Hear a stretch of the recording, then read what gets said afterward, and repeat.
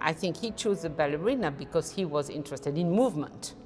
So he was really obsessed, artistically obsessed. I just started to be really interested in this question of touch, body, movement, and sculpture. With the question of movement, so he chose the ballerina. And what is really interesting in the case of Degas, that he never represented the ballerina with this kind of cliché, the beautiful ballerina who was loved by all these old men. She's tired, she's taken her bag, or she's lacing her shoes, or putting her hand like that. And so it's really the movement, and how the movement is just turning her body. The ballerina, she's a worker. She's not, she's someone, she works, and so she's tired, she suffers, she has pain, and so I think this is very interesting.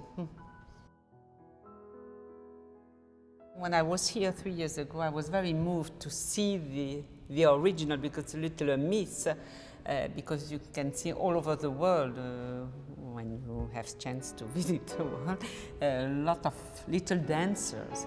And copies, cast later, and here is the original one. So first, I was really very moved to see it, and also I was very interested to think about the difference between original and copy, and what means an original in sculpture. And I think this is the best example. I started to work on this piece for two reasons. Why? First is that I was interested in the difference between painting and sculpture, and how to explain this kind of hierarchy of art, where sculpture was always minor compared to painting. The second reason is that Degas started, so now coming specifically to this sculpture, that when I discovered that Degas started, first, he never showed his sculpture, but only this one. So this is the only one he accepted to show. And the last reason why I was interested in this sculpture is that this past year I'm working on the question of fake copies. So what is an original? And one of my questions, and I think this is a more philosophical question than an art historical question, is that what is the visual experience I have when I look at this sculpture and I know that this is the original?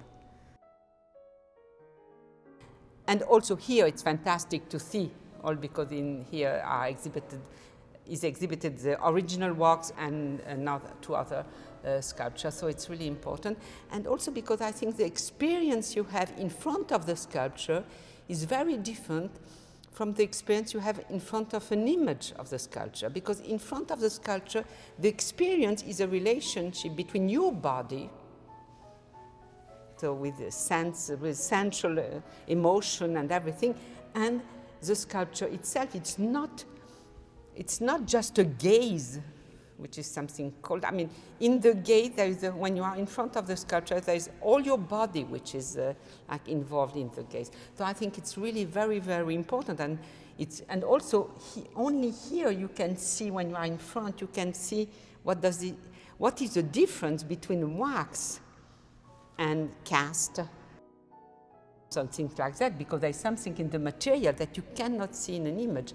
And I used to say to my student that, because now the student, they think that they can work only on images on screen, and I say, no, you have just to walk and to go to see the works. I would say that it's even more important today to support the real experience. This is an experience of reality, and it's not image, it's real.